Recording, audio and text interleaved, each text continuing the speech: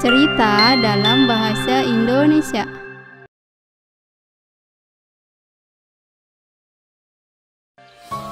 Cinderella. Pada suatu saat hiduplah seorang lelaki kaya dengan istrinya yang sakit. Dan saat sang istri merasa ajalnya mendekat, dia memanggil anak sematawayangnya Cinderella. Anakku sayang, saat aku pergi nanti, jadilah anak yang baik dan taat, dan Tuhan akan menjagamu. Aku akan melihatmu dari atas dan selalu bersamamu. Kemudian dia menutup matanya dan meninggal.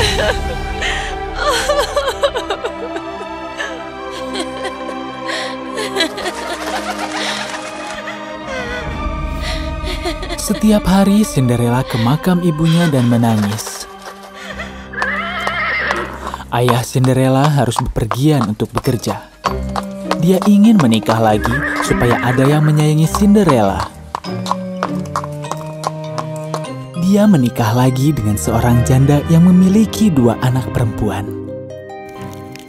Cinderella hidup dengan ibunya yang kejam dan 2 saudari tirinya yang jahat. Mereka memperlakukan Cinderella dengan sangat buruk. Dia menjadi seorang pembantu dan mengerjakan semua pekerjaan rumah.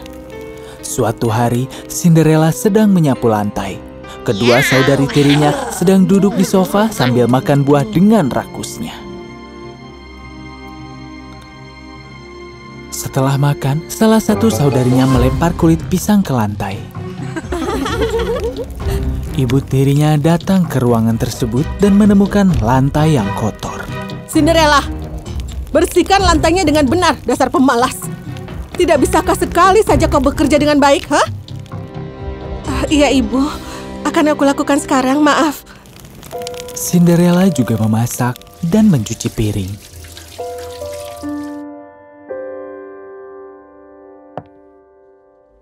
Bolehkah aku ikut makan, Ibu? Kau bisa makan sisanya setelah kami selesai makan nanti.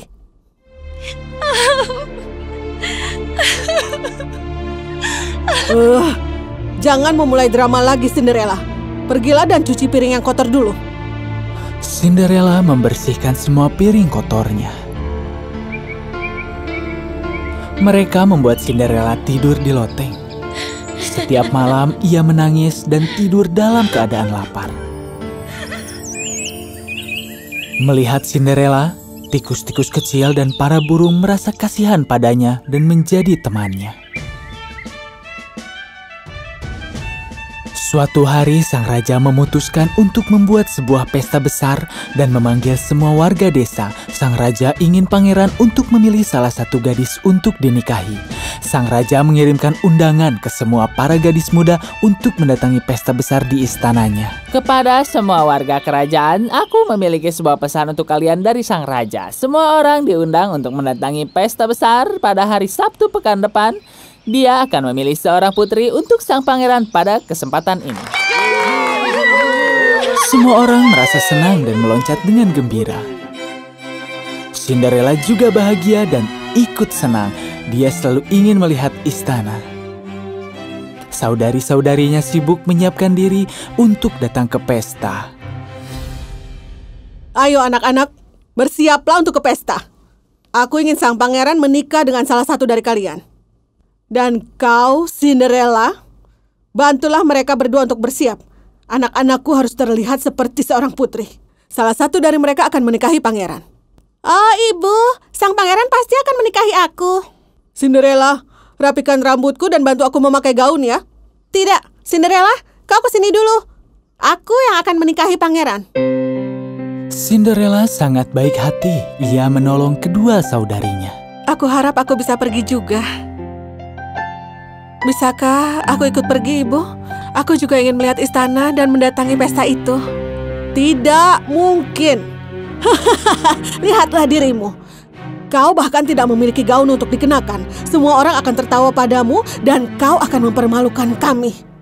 Berani sekali kau menanyakan hal itu padaku. Kedua saudarinya dan ibunya pergi ke pesta. Cinderella ditinggal sendirian dan menangis. Ia mengingat kalau dia memiliki gaun pernikahan ibunya. Namun gaun itu sudah rusak.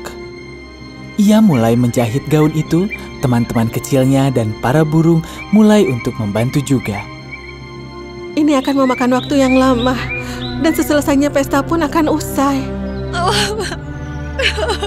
Tiba-tiba, seorang ibu peri muncul. Jangan menangis, anakku. Aku akan membawamu ke pesta. Kau siapa? Dan bagaimana mungkin aku bisa ke sana? Gaun ini sudah sobek-sobek, dan aku tidak memiliki gaun untuk mendatangi pesta itu. Jangan khawatir, anakku yang manis. Gili-gili bu.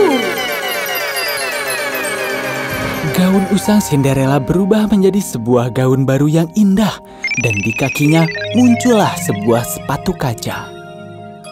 Teman-teman tikusnya dan para burung hinggap di labu. Gili-gili bu.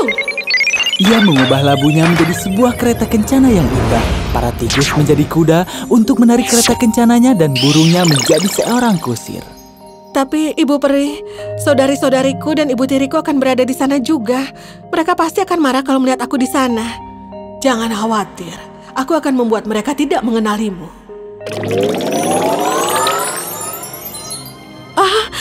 Terima kasih Ibu Peri, kau baik sekali.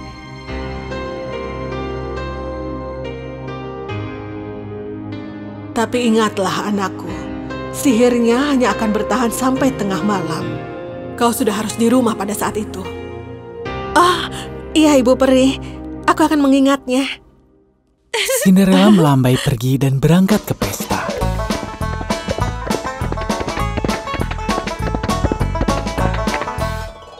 Saat ia memasuki ruang pesta, semua mata berpaling padanya.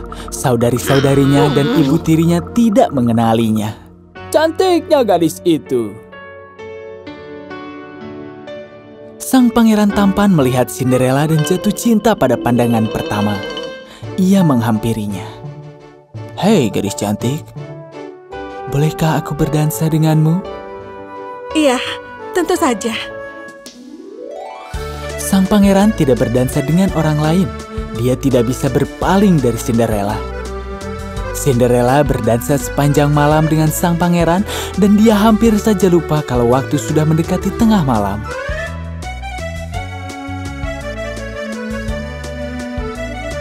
Tiba-tiba ia teringat akan perkataan Ibu Peri.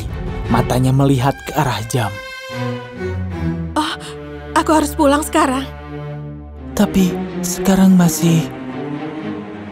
Saat ia sedang berlari, salah satu sepatunya terlepas dari kakinya dan ia tidak memiliki waktu lagi untuk kembali mengambil sepatunya saat ia melihat sang pangeran berlari menghampirinya. Dengan cepat ia duduk di kereta kencananya dan pergi. Pangeran melihat sepatunya dan segera diambil olehnya. Mengapa ia melarikan diri? Sudah jam 12 malam, perjalanan kereta kencananya menghilang dan kembali menjadi labu. Cinderella mengambil jalan pintas dan berlari sampai rumah. Aku akan menemukannya meskipun aku harus mencarinya ke seluruh negeri. Aku ingin bertemu dengannya sebisaku. Pangeran sangat bersemangat untuk melihatnya lagi sehingga dia ikut dengan para pegawai kerajaan untuk pergi mencarinya. Mereka pergi dari pintu ke pintu. Setiap gadis di rumah diperintahkan untuk mencoba sepatunya namun tidak ada yang muat. Mereka pun akhirnya sampai ke rumah Cinderella. Selamat datang yang mulia. Nyonya, apakah ada gadis yang datang ke pesta kerajaan? Kedua putriku mendatangi pesta itu tadi malam. Panggil putri-putri Anda, mereka harus mencoba sepatu ini. Kami mencari seorang gadis yang memiliki sepatu ini. Oh, salah satu dari mereka mungkin mengenakannya. Aku akan panggil mereka. Para saudarinya mencoba sepatu itu. Mereka memaksakan untuk bisa masuk, namun tetap tidak bisa.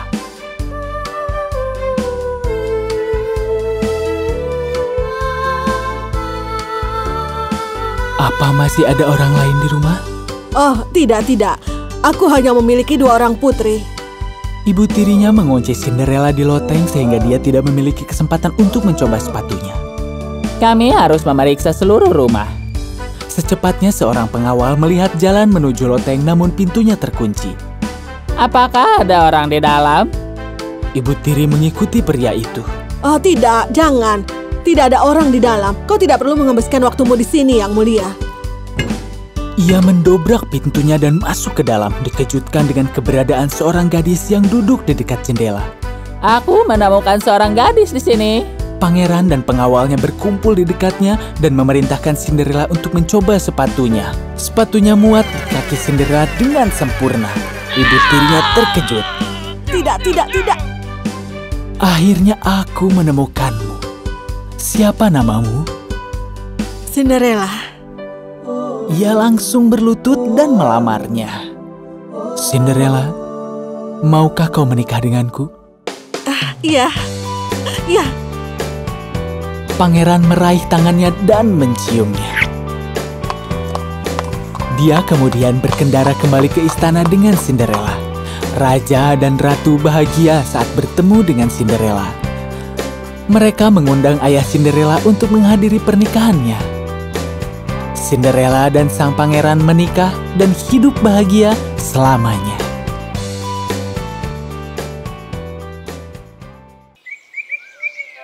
Pada zaman dahulu kala, hiduplah pasangan yang masih muda di rumah yang sederhana.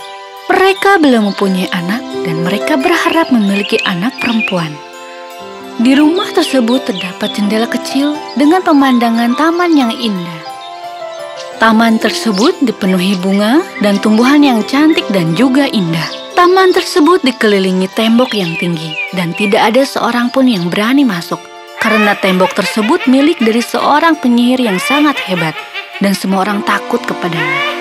Suatu hari sang wanita dari pasangan tadi berdiri depan jendela dan dia melihat pohon lettuce yang tumbuh dengan indah. Tanaman tersebut betul-betul segar dan hijau, membuat si wanita ini menginginkannya dan mengatakan kepada suaminya, Ini adalah keinginanku dari dulu, memakan lettuce yang sangat segar. Tapi itu milik penyihir. Oh, ayolah, aku mohon. Aku benar-benar ingin memakannya. Aku tidak ingin memakan apapun selain daripada lettuce itu. Sang pria mulai khawatir dan berpikir bagaimana dia bisa mendapatkannya. Keinginan ini terus bertambah setiap harinya dan tidak tahu bagaimana cara mendapatkannya. Istrinya semakin sedih hingga jatuh sakit. Sang suami membawakan berbagai macam makanan untuk sang istri, namun semua ditolak. Dia hanya menginginkan lettuce itu. Sang suami merasa takut, dan satu malam dia memutuskan untuk mengambil lettuce tersebut. Sudah, jangan sedih sayang. Aku akan membawakanmu beberapa lettuce. Tapi itu sangat berbahaya, sayang. Daripada aku harus membiarkanmu meninggal, lebih baik aku ambil beberapa lettuce. Tidak peduli apapun konsekuensinya. Dan ketika hari mulai gelap, sang suami mengumpulkan keberanian untuk memanjat tembok-tembok besar dari taman milik penyihir. Dia mengambil dengan segera segenggam lettuce dan memberikannya kepada istrinya. Istrinya memakan dengan serakah dan mulai merasa membaik. Namun segenggam lettuce tidaklah cukup. Rasanya sangat nikmat dan membuat hasratnya untuk memakan lettuce bahkan bertambah 3 kali lipat. Keesokan harinya, sang pria sekali lagi memanjat pagar, sementara hari semakin gelap. Namun kali ini, dia melihat sang penyihir telah menunggunya. Betapa beraninya kau memanjat ke tamanku dan mengambil beberapa lettuce. Kau akan menyesalinya. Oh, aku mohon maafkan aku. Istriku hamil dan dia melihat lettucemu dari jendela rumah. Kemudian dia menginginkannya. Kalau dia tidak makan lettuce, dia bisa meninggal. Kenapa kau tidak permisi dulu padaku? Ya, aku takut kalau kau tidak mengizinkanku mengambilnya. Kalau begitu keadaannya, aku persilahkan kau ambil sebanyak yang kau mau. Tapi ada satu syarat. Kau harus memberikan kepadaku anakmu nanti. Dengan ketakutan, sang pria menerima kesepakatannya. Seiring berjalannya waktu, lahirlah seorang bayi perempuan. Mereka berdua sangat bahagia.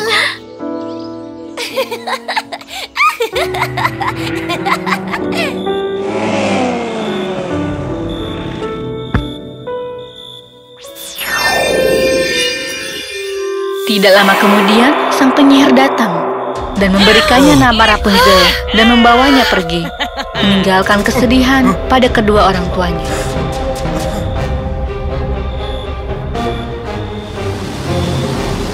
Sang penyihir mengunci Rapunzel di dalam menara yang jauh terletak di dalam hutan, tanpa ada pintu dan tangga, dan hanya ada jendela yang terletak di atasnya.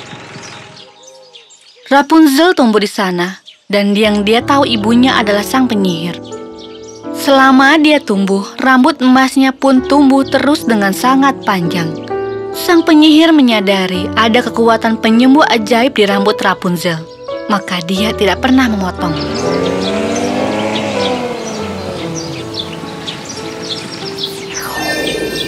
Ketika penyihir itu ingin masuk, dia berdiri dan memanggil Rapunzel. Rapunzel, oh Rapunzel, turunkan rambutmu. Ini ibumu, sayang. Rapunzel memiliki rambut emas yang sangat indah, seperti pintalan emas. Saat dia mendengar suara sang penyihir, dia menurunkan rambutnya melalui jendela hingga ke tanah. Sang penyihir memanjat ke atas dengan bantuan rambut emas panjang milik Rapunzel. Seiring bertumbuhnya Rapunzel, dia ingin sekali keluar rumah dan melihat dunia luar. Tetapi sang penyihir memberitahukan bahwa dunia luar sangatlah keras dan kejam. Dia bisa terbunuh jika dia keluar. Aku membawamu ke sini supaya kau aman. Saat Rapunzel menginjak 16 tahun, dia kembali meminta untuk keluar sebagai hadiah ulang tahunnya.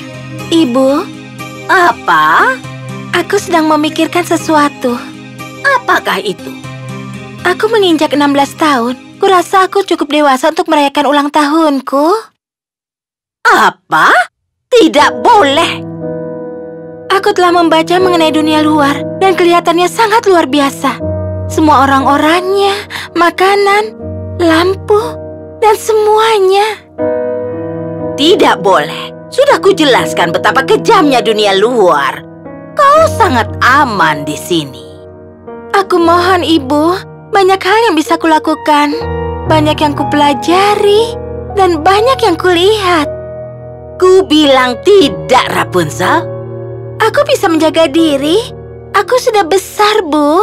Lihat dirimu, kau ceroboh. Aku tidak mau orang memanfaatkanmu.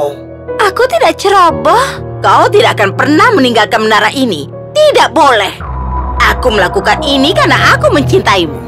Aku hanya ingin melihat keindahan kota. Setidaknya sekali saja. Kuharap ada yang bisa membawaku ke sana. Setahun 2 tahun berlalu. Datanglah seorang pangeran berkuda yang menembus ke dalam hutan dan mendengar seseorang bernyanyi. Saat pangeran mendekati menara, dia mendengar suara indah yang membuatnya berhenti untuk mendengarkannya. Itu Rapunzel yang menghabiskan waktu dengan bernyanyi dengan suara merdunya. Pangeran ingin sekali naik ke atas, lalu dia mencari pintu, namun dia tidak menemukannya. Dia pulang kembali ke rumahnya. Namun dia sudah terlanjur jatuh hati dan membuatnya kembali setiap hari untuk mendengar suara merdu Rapunzel.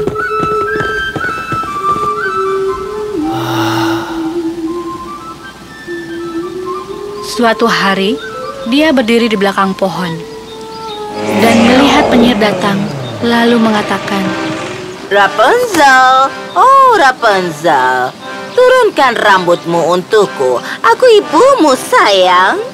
Kemudian Rapunzel menurunkan rambut emasnya dan penyihir pun naik ke atas. Wow, ternyata itu tangganya untuk ke atas. Harus coba untuk suatu saat nanti. Keesokan harinya, ketika hari sudah mulai gelap, dia menuju menara dan memanggil, Rapunzel, oh Rapunzel, turunkan rambutmu untukku. Ini ibumu, sayang. Turunlah rambutnya. Dan pangeran pun naik. Awalnya, Rapunzel sangat ketakutan ketika ada pria yang belum pernah dia lihat naik ke atas. Siapa kau? Aku adalah pangeran. Bagaimana kau bisa sampai ke sini? Pangeran mengatakan bahwa hatinya sangat tersentuh oleh nyanyian Rapunzel dan tidak akan tenang sebelum bisa menemukan orang yang menyanyikannya. Rapunzel tidak lagi merasa takut, dan sang pangeran memuja kecantikannya. Dia menanyakan kepada Rapunzel, Maukah kau menikah denganku? Maukah kau menjadi istriku? Rapunzel berpikir dalam hati, dia bisa menyayangiku lebih dari ibuku, dan dia juga akan membawaku ke kota dan memperlihatkanku dunia luar. Dia menerima permintaan pangeran dan menggenggam tangan pangeran. Tapi aku tidak tahu bagaimana untuk turun. Kalau aku menurunkan rambutku, bagaimana aku bisa keluar? Baiklah, akan kupikirkan caranya, dan aku akan kembali besok dan membawamu dari sini. Saat pangeran turun dari menara, sang penyihir melihatnya dan menyadari akan apa yang terjadi. Rapunzel, oh Rapunzel, turunkan rambutmu untukku. Ini ibumu, sayang.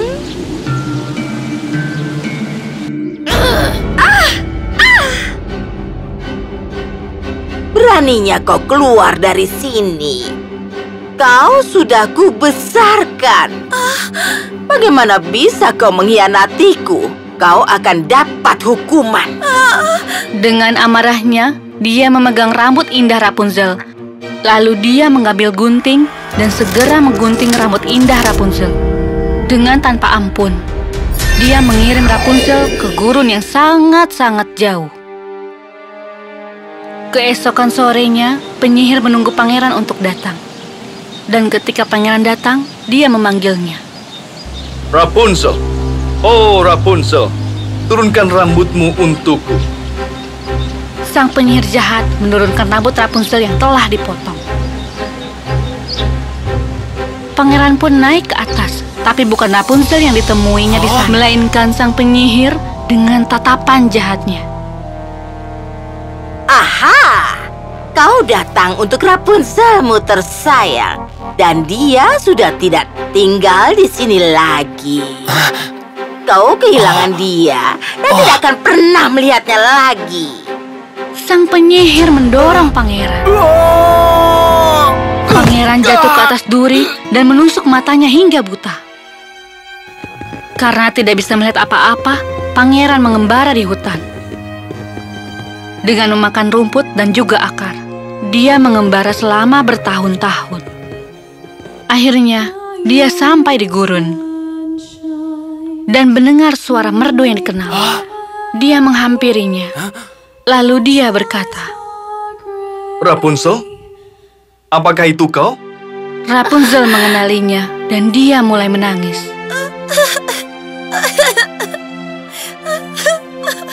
Air matanya mengalir jatuh ke mata pangeran.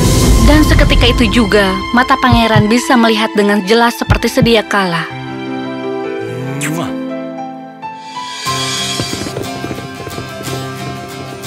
Mereka kembali ke kerajaan dan disambut dengan sukacita. Raja dan ratu sangat bahagia mendapati pangeran kembali. Kemudian, warga sadar bahwa Rapunzel adalah anak perempuan yang diambil oleh penyihir jahat. Kemudian Rapunzel mencari orang tua kandungnya. Akhirnya mereka berjumpa. Di sisi lain, mereka dapat kabar bahwa sang penyihir telah meninggal, dan mereka senang melihat Rapunzel tumbuh dengan cantik. Mereka berdua menikah. Dan sang raja merayakannya dengan seluruh seisi kerajaan. Seluruh kerajaan dipenuhi cahaya dan kebahagiaan. Ada musik, tarian,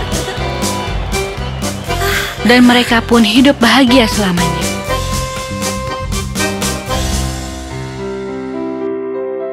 Cantik dan sang monster. Pada zaman dahulu kala di negeri yang jauh, hidup seorang saudagar kaya dan 3 anak perempuannya yang cantik. Yang ketiga merasa dia lebih cantik dan bijaksana dari yang lainnya, sehingga orang lain memanggilnya cantik. Di saat bersamaan, saudara-saudaranya merasa iri dan jahat. Mereka lebih tertarik menghabiskan uang ayahnya.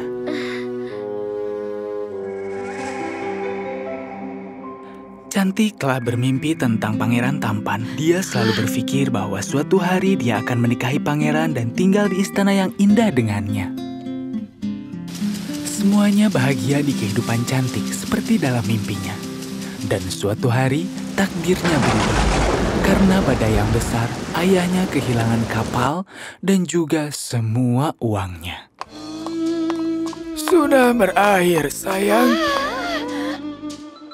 Kita sudah tidak lagi kaya. Jangan khawatir, Ayah. Semuanya akan baik-baik saja. Kita akan mencari jalan keluarnya. Kau adalah hartaku. Aku bahagia bersama Ayah.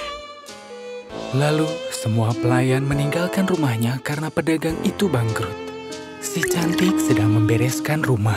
Di saat itu, kedua saudaranya terus mengeluh tentang bagaimana mereka hidup dalam kebangkrutan. Cantik selalu berdoa agar kebahagiaan kembali ke wajah ayahnya.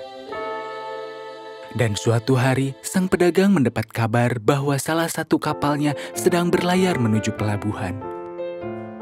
Aku punya kabar baik. Salah satu kapalku sedang berlayar menuju pelabuhan. Kita tidak akan miskin lagi. Sekarang aku harus pergi ke pelabuhan. Coba katakan apa yang kalian inginkan. Aku ingin baju baru. Aku ingin perhiasan.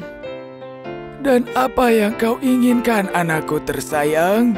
Yang aku inginkan adalah Ayah kembali ke rumah dengan selamat. Kau manis sekali. Tapi kau harus memberitahu apa keinginanmu. Aku ingin bunga mawar. Tolong bawakan satu untukku. Tentu saja, anakku. Dengan catatan bahagia ini, sang pedagang pergi ke pelabuhan. Sesampainya di sana, dia melihat kapalnya benar-benar terisolasi dan menemukan para krunya berlari sambil membawa barang-barang yang tersisa di kapal. Sakit hati, sang pedagang mulai perjalanan kembali ke rumah. Dia melamun, sang pedagang tiba-tiba keluar dari jalan dan tersesat ke dalam hutan. Salju telah turun, seperti semua lautan berubah menjadi salju. Kudanya tidak dapat berjalan di atas salju tebal. Lalu dia membiarkannya istirahat di bawah pohon. Dari kejauhan, dia melihat cahaya terang dan menuju ke arah itu. Itu adalah istana yang sangat indah. Sesampainya di sana, gerbang yang terbuat dari emas yang berkilau terbuka. Itu terlihat sangat aneh karena tidak ada salju yang jatuh di dekat pohon-pohon jeruk. Oh, tempat yang indah sekali. Aku harus memasuki istana dan bertemu dengan raja istana ini. Sang pedagang berjalan memasuki aula besar. Sang pedagang menunggu dan melihat sekeliling dan mencari seseorang. Tapi setelah menunggu lama, tidak ada orang yang datang. Halo, apa ada seseorang di istana ini? Halo. Di sana ada meja makan dengan makanan lezat serta buah-buahan. Aku rasa harus makan duluan. Lalu aku akan berterima kasih atas semua ini siapapun itu. Dia makan dengan cepat sekali. Setelah selesai makan, dia pergi ke atas. Dia membuka pintu pertama dan melihat kamar dengan kasur yang rapi. Sepertinya aku berada di sini untuk mendapat keberuntungan. Sang pedagang membuka matanya untuk hari yang baru. Dia menemukan sepasang pakaian baru yang siap untuknya. Dia bersiap-siap dan kembali turun ke aula. Sarapan telah siap di atas meja. Susu, jus segar, dan roti. Dia makan untuk mengisi perutnya dan pergi. Halo, ada orang di sini? Terima kasih atas keramahannya. Kalian sangat baik sekali. Aku akan pergi sekarang. Sampai jumpa. Setelah dia keluar, dia melihat banyak sekali bunga mawar. Oh, bunga mawar. Baiklah, aku bisa membawa ini untuk anakku. Dia segera menghampiri taman dan memetik bunga mawar.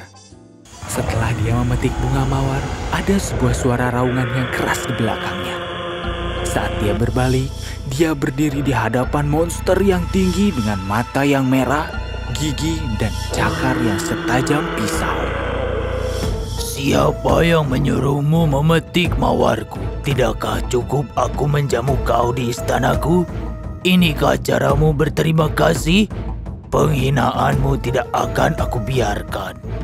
Tidak, ampuni aku, Raja yang pemurah. Aku pikir Tuhan yang baik hati yang memberikanku makanan dan pakaian tidak akan keberatan jika aku memetik setangkai bunga untuk anak perempuanku. Maafkan aku. Anak perempuan? Baiklah, aku mempunyai penawaran untukmu yang dapat menyelamatkan nyawamu. Apakah itu, tuanku? Aku siap melakukan apapun untukmu. Ketiga anak perempuanku pasti sedang menungguku sekarang. 3 anak perempuan. Baiklah, bawa salah satu anak perempuanmu ke istana. Aku akan menahan dia dan sebagai gantinya kau akan kuberikan kebebasan. Aku janji. Aku yakin salah satunya akan datang kepadamu.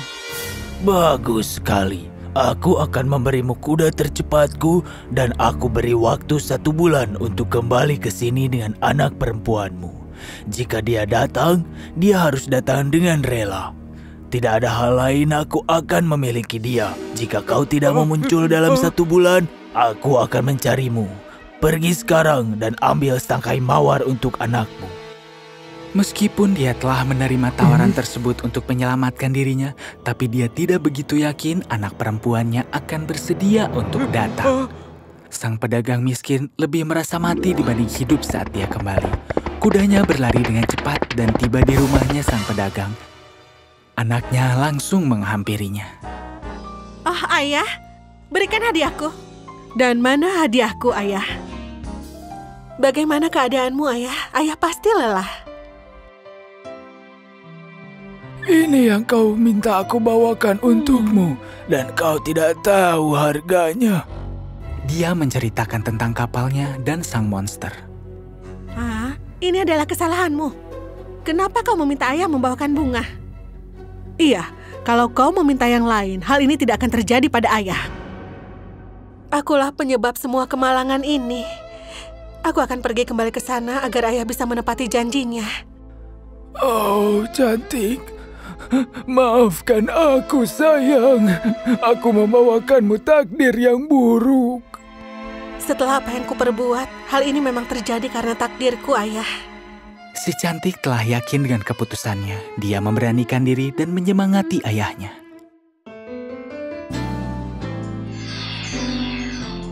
Pulang ke rumah, cantik. Jangan hancurkan hidupmu. Aku punya cukup keberanian untuk menghadapinya. Saat mereka berbincang, malam sudah tiba. Untuk mengejutkan mereka, seluruh hutan diterangi seperti seluruh alam menyambut dia. Wow, ini mengagumkan. Saat mereka sampai di jalan pepohonan jeruk dan melihat bahwa kastil itu sangat terang. Saat mereka sampai di aula, mereka menemukan api yang indah dan meja yang dipenuhi dengan makanan-makanan lezat.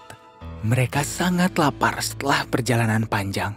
Lalu mereka berdua mulai makan makanannya, tapi mereka kesulitan menghabiskan makanannya saat suara langkah kaki sang monster terdengar mendekati.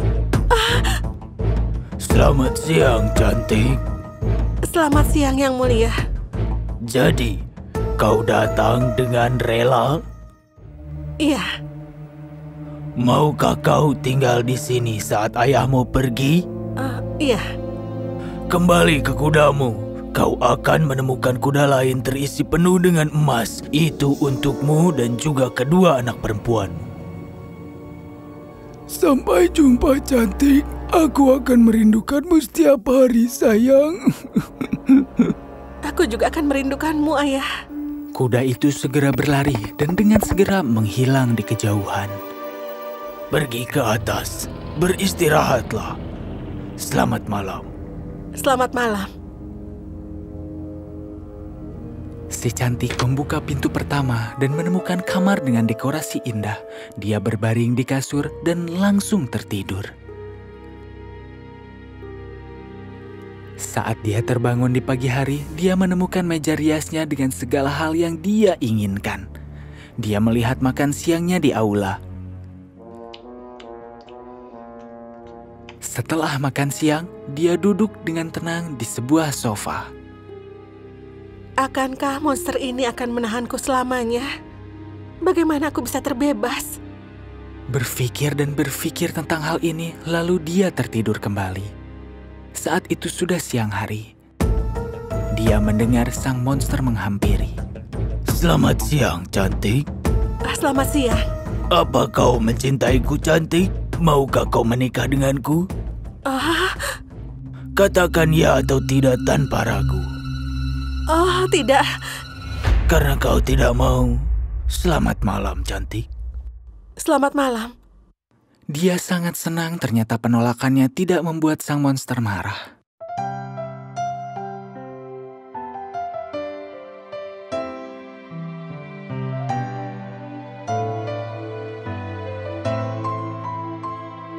Setiap siang hari setelah makan, sang monster menghampiri dia dan selalu sebelum mengatakan selamat malam bertanya padanya.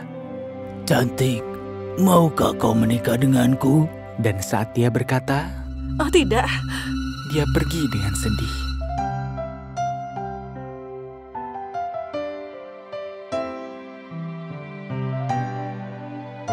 Setelah waktu berlalu, si cantik tidak lagi takut dengan sang monster sebab dia selalu baik padanya. Tinggal di istana sangat menyenangkan untuk si cantik. Dia bergembira di taman. Ada sebuah air mancur, pohon jeruk, pohon murad, dan burung-burung. Bahkan sang monster terkadang bermain piano untuk si cantik dan berbincang lama dengannya. Lalu semua berlalu untuk waktu yang lama. Sampai akhirnya, si cantik mulai memikirkan ayahnya dan saudara-saudaranya.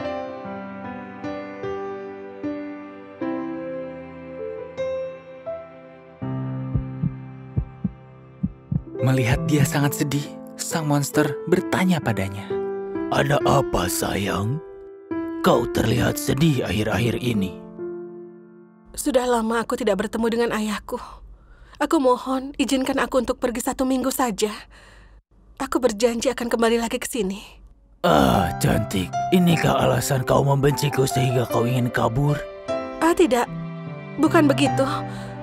Aku tidak membencimu. Dan aku menyesal meninggalkanmu untuk beberapa saat. Aku tidak bisa menolak permintaanmu. Walaupun itu harus mengorbankan nyawaku.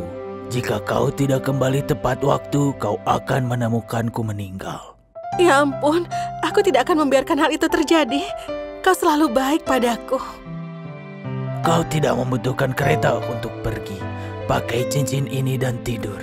Jangan takut. Tidurlah dengan nyenyak dan kau akan melihat ayahmu ketika terbangun. Benarkah? Terima kasih banyak. Dan saat kau ingin kembali, lepaskan cincin ini dari jarimu dan kau akan segera kembali ke istana ini. Selamat malam, cantik. Aku akan merindukanmu. Selamat malam. Terima kasih atas semua kebaikanmu. Kau ingatlah janjimu. Iya.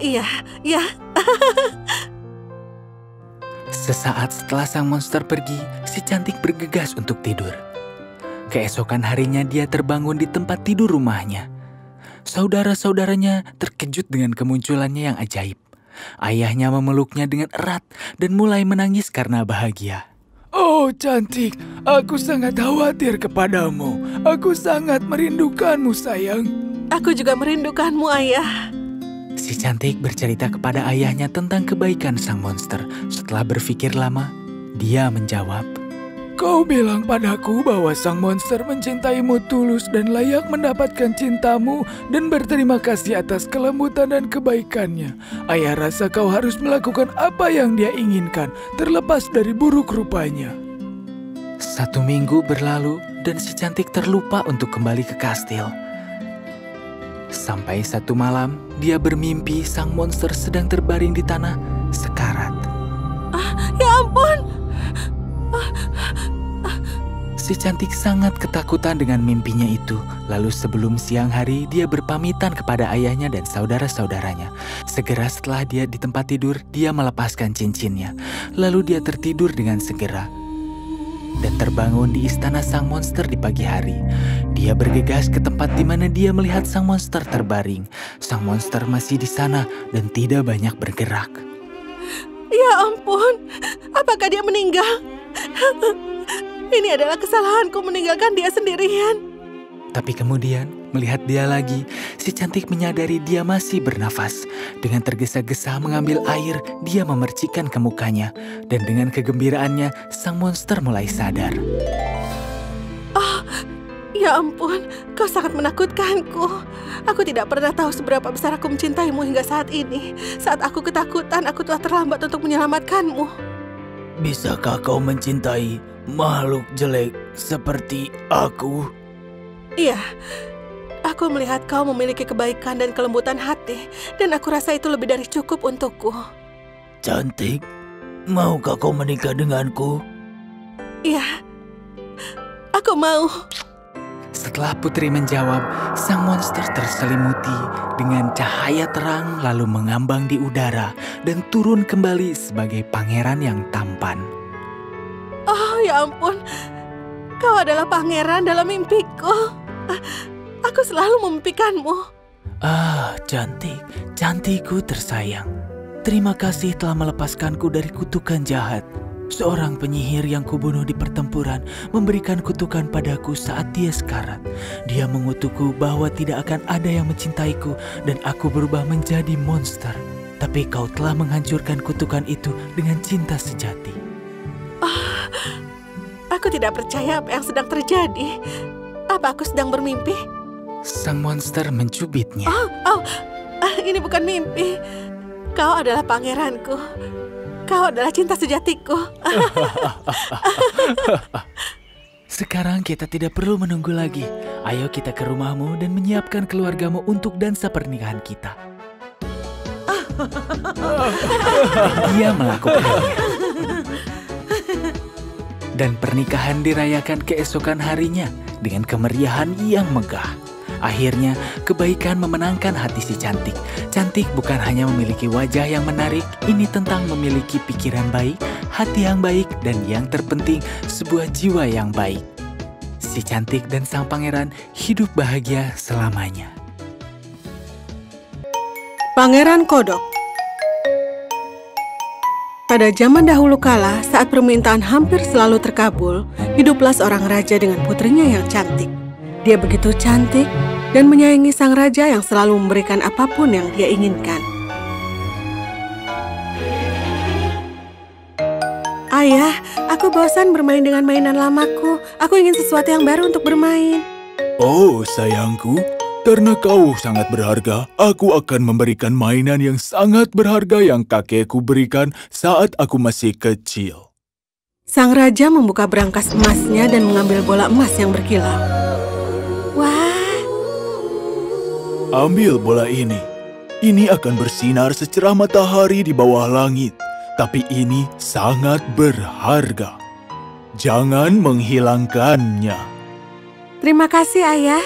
Kau adalah ayah yang terbaik di dunia. Putri mulai memainkannya di taman. Dia mengikuti kemanapun bola itu bergulir. Tiba-tiba datanglah kodok yang jelek. Pergi sana kau kodok yang kotor. Aku melihatmu dari semak dan aku terkesima akan kecantikanmu. Maukah kau menerimaku sebagai temanmu dan bermain bersama? Bagaimana mungkin kau berpikir begitu? Aku tidak mau bermain dengan kodok yang jelek dan kotor sepertimu. Aku adalah anak perempuan paling cantik di dunia. Mengapa aku harus bermain dengan teman yang kotor sepertimu? Aku bisa melompat, meloncat. Aku bahkan bisa berenang dan menangkap bolamu. Aku adalah teman yang sempurna untuk bermain. Aku lebih baik bermain sendiri daripada menyentuh kodok yang kotor. Merasa jijik, Putri kembali ke istana untuk menjauh dari kodok. Keesokan harinya, dia datang untuk bermain dengan bolanya. Dia memilih tempat yang sepi di bawah pohon linden di dekat sumur. Betapa tenang dan menyenangkan tempat ini. Kodok menyeramkan itu tidak akan menemukan aku di sini. Dia mulai bermain dengan bolanya. Dia melemparnya kemudian menangkapnya kembali. Saat bermain, bola itu memantulkan sinar yang sangat silau, sehingga membuat pandangannya kabur. Bukannya kembali ke tangan putri, bola itu menggelinding ke dekat sumur, lalu masuk ke dalam sumur. Oh tidak, bola emasku. Ya Tuhan, sumur ini sangat dalam. Aku tidak bisa melihat bolaku di dalam sumur yang dalam ini. Putri terus dan terus menangis dan benar-benar merasa salah. Dan di tengah tangisannya, dia mendengar sebuah suara. Apa yang membuatmu menangis, anak raja? Air matamu bisa melelehkan hati yang terbuat dari batu. Dia mencari-cari sumber suara tersebut. Oh, ternyata itu kau, kodok yang jelek. Aku menangis karena bola emasku jatuh ke dalam sumur yang dalam ini. Jangan khawatir, aku bisa menolongmu. Tapi maukah kau bermain denganku jika aku bisa menangkap bolamu? Apapun yang kau mau, kodok. Pakaianku yang manapun, perhiasanku, atau bahkan mahkota emas yang sekarang ini sedang kukenakan. Pakaianmu, mutiara, dan perhiasanmu, dan mahkota emasmu bukan untukku. Tapi jika kau mau menjadi temanku dan menjadikanku teman bermainmu dan membolehkanku duduk di sampingmu di meja dan makan dari piringmu dan minum dari gelasmu dan tidur di kasurmu, jika kau berjanji dengan semuanya, maka aku akan menyelam ke air dan mengambilkan bolamu lagi. Putri merasa sangat keberatan dengan permintaan kodok yang panjang tadi. Tapi untuk mendapatkan bola emasnya kembali, dia harus sabar dengan si kodok. Baiklah. Aku janji aku akan memberikan apapun yang kau mau. Asal kau bisa mengembalikan bola emasku. Sesaat setelah kodok mendengar janji sang putri, kodok segera menyelam ke bawah. Beberapa saat kemudian dia kembali muncul ke permukaan dengan bola emas di mulutnya dan dia melemparkannya ke rumput. Putri sangat kegirangan melihat mainan cantiknya lagi. Dia mengambilnya dan berlari. Berhenti, berhenti. Bawa aku bersamamu. Aku tidak bisa berlari sekencang dirimu. Teriakannya tidak dihiraukan oleh Putri. Keesokan harinya, saat Putri duduk di meja makan dengan sang raja dan makan di atas piring emasnya, ada yang mengetuk pintu. Oh Putri, biarkan aku masuk. Putri bangun dan berlari untuk melihat siapa yang mengetuk. Namun saat dia membukakan pintu, ada kodok duduk di luar. Kau makhluk kotor, berani-beraninya kau datang ke rumahku. Dia segera menutup pintunya dan kembali ke kursinya. Merasa sangat gugup, raja menyadari jantung putrinya berdegup kencang. Anakku, apa yang kau takutkan? Apakah ada raksasa berdiri di depan pintu dan bersiap menculikmu? Tidak ayah, tapi ada kodok yang menyeramkan. Dan apa yang kodok itu inginkan? Ayah, kemarin saat aku duduk di dekat sumur dan bermain dengan bola emas, bola itu jatuh ke dalam sumur dan kodok itu datang lalu mengambilkannya untukku. Dengan syarat aku harus mengajaknya kemanapun. Dan aku menjanjikannya, tapi aku tidak menyangka kalau dia akan keluar dari air dan mengejarku. Dan sekarang dia ada di depan pintu dan ingin masuk ke dalam, ayah. Putri Raja, buka pintunya untukku. Kau telah berjanji padaku. Sekali kau telah berjanji, kau harus menepatinya. Buka pintunya dan biarkan dia masuk. Putri pergi membukakan pintu, dan sang kodok melompat ke dalam mengikuti kaki sang putri, hingga Putri sampai ke kursinya. Terima kasih, Putri. Angkat aku untuk duduk bersamamu. Putri melihat kodok dengan kesal, tapi dia melihat guratan wajah ayahnya. Lalu dia mengangkat si kodok. Sekarang kita akan makan bersama. Putri memakan makanannya dengan enggan, sementara kodok makan dengan sangat bahagia.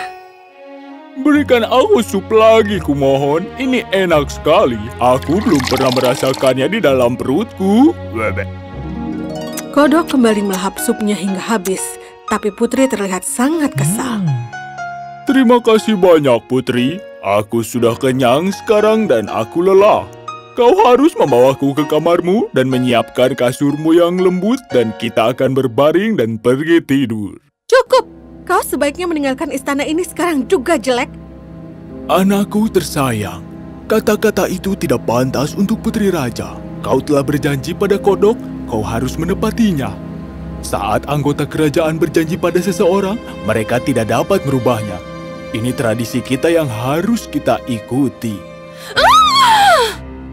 Putri mengangkat kodok dengan telunjuk dan ibu jarinya, diangkut ke atas dan diletakkan di sudut ruangan. Kau sebaiknya tetap di sini sepanjang malam, atau besok kau akan kulempar ke hutan. Aku lelah dan aku ingin tidur senyaman dirimu. Bawa aku atau aku akan memberitahu raja. Kau kodok yang menyebalkan. Putri mengangkatnya dan melemparkannya sekuat tenaga ke tembok. Dan si kodok tewas dengan seketika.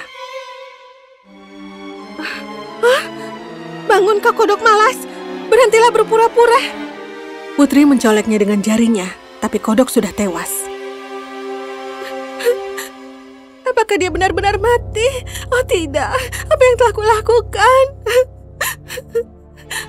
Bangunlah kodok, aku minta maaf atas perlakuan burukku kepadamu. Putri mengangkat kodok dan mendekapnya seraya menangis, dan Putri menciumnya. Dengan ajaib, kodok membuka matanya dan seketika meloncat ke lantai. Hah? Dia tidak lagi menjadi kodok, dan seketika menjadi pangeran tampan dengan mata yang sangat indah. Ya ampun, kau siapa? Kemana si kodok tadi? Jangan khawatir, aku adalah kodok yang sama dan sekarang aku adalah pangeran. Aku akan menceritakan semuanya padamu. Saat aku seorang manusia, aku cerdas dan sombong. Aku sedang berburu di hutan, membunuh hewan-hewan. Tiba-tiba peri hutan menghampiriku. Kau manusia yang tidak punya perasaan. Binatang-binatang ini bukanlah mainanmu. Mereka adalah makhluk hidup seperti dirimu. Tuhan telah menciptakan alam yang sangat indah ini. Dan kau merusaknya. Apa mereka pernah menyakitimu? Beraninya kau berbicara seperti itu padaku. Kau tidak tahu siapa diriku. Aku adalah pangeran di kerajaan ini dan hutan ini adalah milikku. Setiap pohon, setiap hewan, dan semuanya di daerah ini adalah milikku. Pangeran yang bodoh, alam adalah milik Tuhan. Pencipta alam semesta ini adalah Tuhan dan bukan dirimu. Kau tidak punya hak untuk membunuh binatang yang tidak bersalah. Cukup, Nyonya. Menyingkirlah. Tiba-tiba peri hutan menjadi wanita yang tinggi dan besar. Pangeran ketakutan melihatnya. Kau manusia sombong, kuubah kau menjadi kodok yang kecil. Sekarang ular di hutan ini akan memburu dan memakanmu, seperti kau biasa memburu dan memakan rusa-rusa di sini. Seketika pangeran berubah menjadi kodok. Oh, apa yang kau lakukan padaku? Aku mohon padamu, peri hutan. Mohon maafkan aku. Aku berjanji aku tidak akan pernah menyakiti alam lagi. Aku akan baik kepada semua makhluk. Aku janji. Mohon, maafkan aku. Aku rasa kau menyadari kesalahanmu. Tapi kesombonganmu harus diberi hukuman. Aku akan memberikan mantra penawar. Ya, mohon, Nyonya. Aku akan membuktikannya. Kau harus mencari seorang putri yang tidak menghargai makhluk lain dan meyakinkannya untuk baik kepadamu. Kalau kau berhasil merubah sifat si putri tersebut, maka kau akan kembali menjadi seorang pangeran.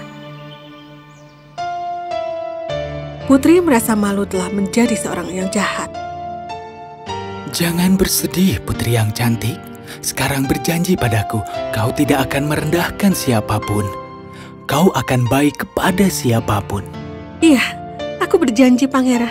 Oh, itu bagus sekali. Karena kau telah memutuskan untuk berbagi hati kepada siapapun, bolehkah aku meminta sesuatu darimu? Tentu saja, apapun yang kau mau. Kau wanita tercantik yang pernah aku temui. Aku jatuh cinta padamu. Maukah kau menikah denganku, putri? Tanpa ragu, putri yang cantik menyetujui permintaan pangeran tampan itu. Dengan persetujuan ayahnya, mereka pun menikah. Setiap hari, sepasang kekasih ini memberi makan binatang-binatang dan menjaga alam dengan baik. Peri hutan melihat kebaikan pasangan ini dan sangat bahagia akan hal itu. Baik sekali anak-anakku, kalian telah membuktikannya sebagai manusia yang baik. Kebaikan ini bersemayam di jiwa semua manusia. Tapi siapapun yang membangun alam ini menjadi baik hati. Dan Tuhan akan selalu memberkahi kalian berdua. Dan pasangan ini pun akhirnya hidup bahagia dan diberkahi selamanya. Tik yang tertidur.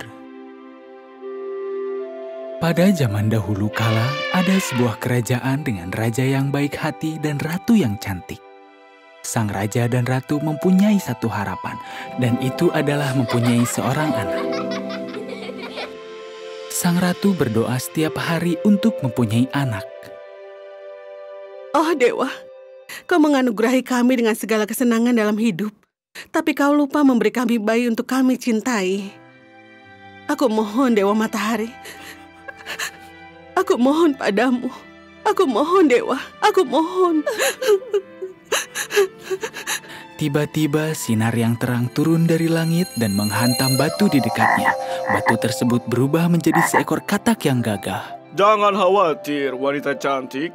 Harapanmu akan terkabul. Di musim semi nanti, bunga-bunga akan menghampiri dan membawa putrimu ke dunia. Lalu sang katak pun menghilang. Terima kasih atas berkat-mu, Sang Dewa. Setelah beberapa bulan kemunculan katak, hal itu terjadi. Sang ratu melahirkan putri yang cantik. Pipimu sangat merah, seperti sekuntum mawar. Ku panggil kau Rosamond. Tapi kau adalah anugerah dari Dewa. Aku namai kau Sunshine. Sang raja tidak dapat menahan diri dengan semua kegembiraan dan segera menggelar pesta. Dia mengundang seluruh kerajaan, wanita bijaksana, dan ibu peri untuk mendoakan putri raja. Sang raja dan ratu memberikan emas kepada siapapun yang hadir di istananya. 12 ibu peri maju ke depan untuk mendoakan anak tersebut. Semoga semua kecantikan di dunia selalu bersamamu. Putri kecil, doaku adalah kau bahagia selamanya. Semoga kau tidak pernah bersedih dan selalu bahagia. Aku akan menganugerahi keberanian, Kejujuran, baik hati, cinta, kesehatan, kepintaran. Satu persatu mereka mendoakan dia dengan segala kebaikan manusia. Ketika peri ke-12 akan memberikan putri tersebut doa, seluruh ruangan tiba-tiba diselimuti asap hijau. Dan ketika asapnya hilang, peri ke-13 yang tidak diundang yang tinggal di dalam hutan muncul. Dia diselimuti kemarahan karena sang raja tidak mengundangnya. Jadi, aku lihat semua orang telah diundang. Semua orang di kerajaan dan semua peri. Tapi sayangnya aku tidak diundang. Apa karena aku peri hitam dan bayimu cantik dan bersinar? Aku minta maaf atas ketidaksopananku. Baiklah, aku tidak membiarkan gadis kecil ini tanpa anugerah yang unik. Putri yang cantik ini yang dikelilingi oleh kebahagiaan, cinta, dan rasa kagum. Tapi ketika menginjak usia 15 tahun, sang putri akan tertusuk oleh jarum dan akan mati. Tangkap monster itu. Semua orang merasa ketakutan dengan kutukannya. Sang ratu mulai menangis. Sang bayi pun ketakutan dan mulai menangis juga. Peri terakhir datang menghampiri untuk memberikan doa kepada bayi itu. Oh, bayi kecilku, aku tidak bisa menghilangkan ramalannya, tapi aku bisa memudahkannya. Sang putri tidak akan meninggal di umur 15 tahun, tapi akan tertidur selama 100 tahun. Terima kasih Ibu Peri atas doa kepada anakku. Kami semua akan selalu mengingat kebaikanmu. Tapi Ibu Peri, kami ingin melihatnya menikahi orang yang dia cintai. Kami tidak akan bisa menepati harapan kami karena kami tidak akan hidup sampai 100 tahun lagi. Aku mohon lakukan sesuatu agar kami bisa melihatnya menikah. Iya, baiklah. Setelah sang putri tertidur, semua orang di istana juga akan tertidur selama beberapa jam dan akan terbangun lagi bersamanya setelah 100 tahun. Dia akan terbangun dari tidur panjangnya ketika ada pangeran yang tampan dan menawan menyentuh badannya, dan hanya dengan cara itulah kalian akan terbangun. Oh, terima kasih Ibu Peri. Kami berhutang budi selamanya. Doa yang diberikan Ibu Peri membuat lega semua orang. Tapi kutukan tersebut masih ada di kerajaan itu. Dengan usaha menyelamatkan putrinya, sang raja memerintahkan agar semua jarum di kerajaan segera dibakar. Pelayan raja mengumpulkan segala jenis jarum dari kerajaan dan membakarnya. Gadis itu tumbuh dewasa dengan segala anugerah dari peri-peri. Semua orang menyayanginya. Tahun-tahun berlalu dan akhirnya hari di mana Sunshine berulang tahun yang ke-15 tiba. Kerajaan dihiasi untuk ulang tahunnya. Ada pesta besar di kerajaan. Hari berakhir bahagia sejak tidak ada hal buruk terjadi hari itu. Malahan, kabar buruk datang dari ibunda sang ratu yang sakit. Keesokan harinya, sang ratu meminta penjaga kepercayaannya untuk menjaga sang putri. Sang raja dan ratu pergi ke kerajaan ayah sang ratu. Sang putri sedang bermain-main di taman dengan burung. Duena sedang menyiram tanaman di sisi lain taman. Tiba-tiba, awan menyelimuti langit dan menutupi matahari.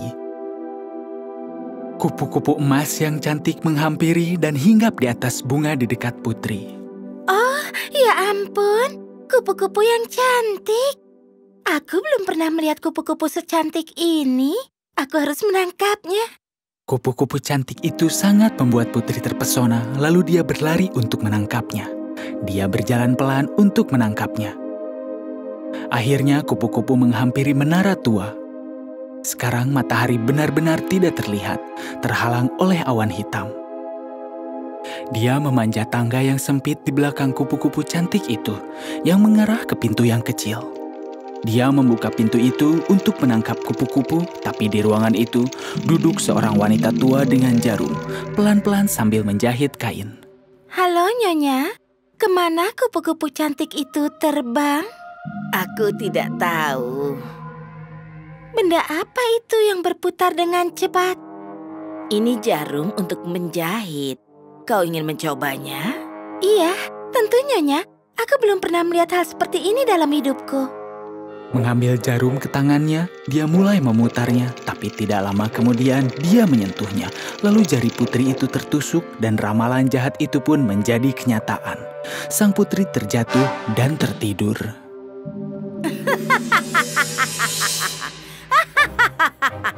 Ini adalah hukuman untuk orang tuamu karena menghina peri hitam. Lalu, Duena menyadari bahwa sang putri tidak ada di taman. Dia mencari ke seluruh istana. Sang raja dan ratu telah kembali dan mendapat berita buruk. Setiap pelayan dan prajurit diperintahkan untuk mencari sang putri. Sang raja pun ikut mencari anak perempuannya. Lalu mereka tiba di menara tua. Mereka memanjat dan memasuki pintu. Sang raja melihat putrinya telah tertidur di samping jarum, lalu menangis. Sunshine, oh Sunshine, apa yang terjadi padamu anakku? Sang ratu tiba di ruangan itu.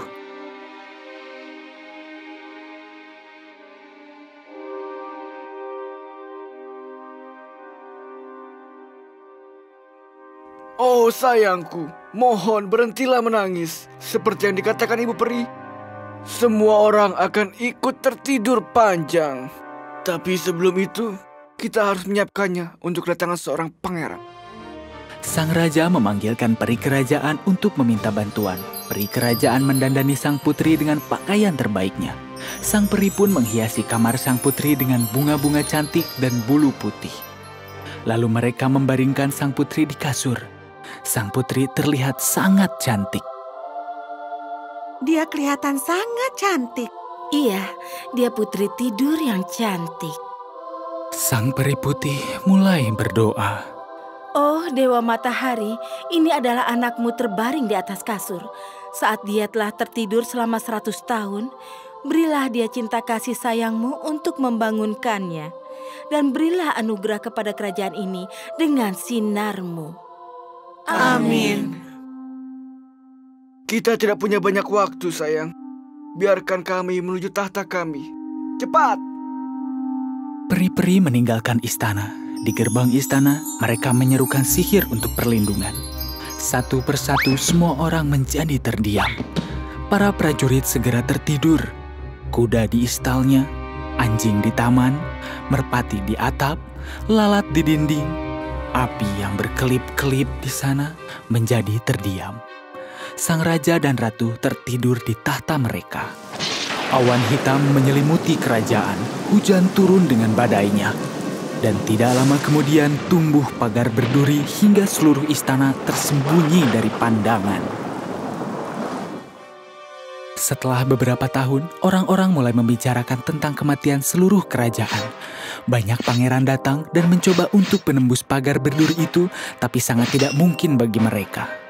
Lelaki muda terjebak dan tidak dapat terbebas. Mereka terjebak dalam duri itu. Akhirnya, pangeran yang telah bertempur di banyak pertempuran dan menaklukkan banyak kerajaan mendengar kabar kerajaan yang tertidur dan putri yang cantik. Tuanku, sangat berbahaya untuk masuk ke istana itu. Tidak ada pangeran yang kembali dari kerajaan itu hidup-hidup. Itu terdengar seperti sebuah tantangan. Aku akan masuk sana untuk menyelamatkan putri yang tertidur.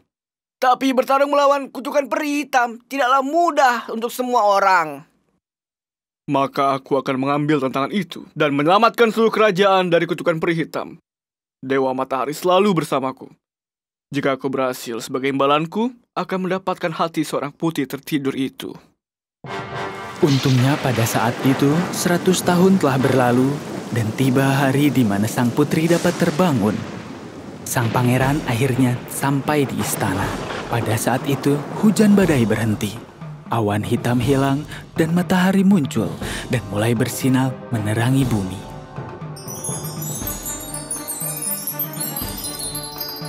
Dia sampai di halaman istana.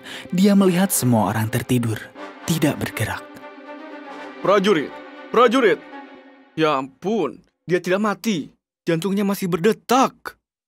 Sang pangeran memeriksa detak jantung prajurit dan dia sadar bahwa semua orang masih hidup. Dia memasuki halaman dan melihat lobi utama. Seluruh istana telah tertidur seperti mereka meninggal. Sang raja dan ratu tertidur di atas tahtanya. Sang pangeran tidak mengerti apa yang terjadi di istana ini, lalu dia menuju ke dalam. Akhirnya dia sampai di ruangan sang putri. Sang pangeran melihat putri yang cantik sedang tertidur dan dia tidak dapat berpaling. Gadis yang sangat cantik sekali. Ini seperti aku memenangkan ratusan perang. Aku sangat bangga di dekatnya. Dia menggenggam tangannya dan menciumnya. Sihir itu berakhir. Sang putri membuka matanya. Semua orang di istana pun terbangun dari tidur panjangnya. Sang raja dan ratu, para prajurit, para hewan, semua orang terbangun. Bahkan api pun mulai berkelip kembali. Aku memimpikanmu selama bertahun-tahun. Aku bahagia akhirnya kau datang untuk menyelamatkanku. Aku jatuh cinta padamu, putri yang tertidur. Aku tidak dapat hidup tanpamu. Maukah kau menikah denganku? Tentu pangeranku. Kau menyelamatkanku.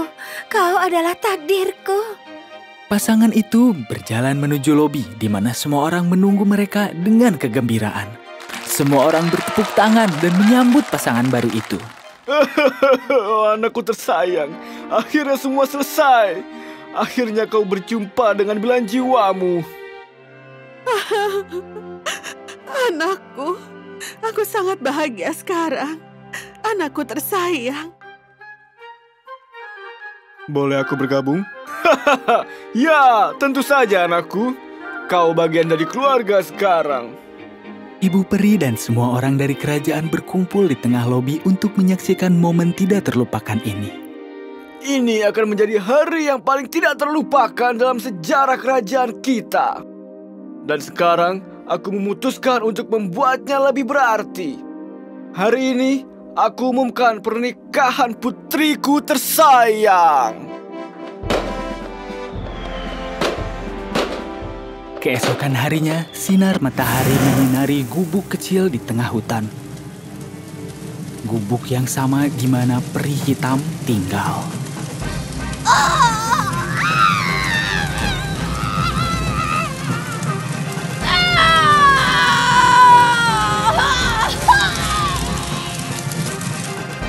Sang peri hitam terbakar hingga menjadi abu. Dari abu menjadi kupu-kupu emas yang membuat sang putri terpesona. Sang kupu-kupu terbang menuju istana dan duduk di atas batu di dekat kolam mandi sang ratu. Lalu batu itu berubah menjadi seekor katak. Sang ratu dan sang putri sedang berada di kolam dan berdoa kepada dewa. Tiba-tiba, sang ratu melihat sang katak dan mengenalinya. Sebuah kejutan. Tuan Katak, pesuruh dari Dewa Matahari. Kau muncul setelah beberapa tahun. Kali ini Dewa Matahari mengirimku untuk menganugerahi kerajaan ini. Kau berhasil melewati kutukan dari peri hitam. Akhirnya Dewa Matahari mengubahnya menjadi abu dan Dewa mengirimkan hadiah untuk sang putri. Seekor kupu-kupu emas. Oh, ya ampun. Sang ratu mengundang sang katak ke pernikahan sang putri untuk mendoakannya. Pasangan baru itu pun menikah dengan perayaan yang besar. Semua orang menyemarakan acara tersebut. Semua harapanmu akan terpenuhi sepanjang hidupmu. Dan sejak saat itu, mereka hidup bahagia selamanya.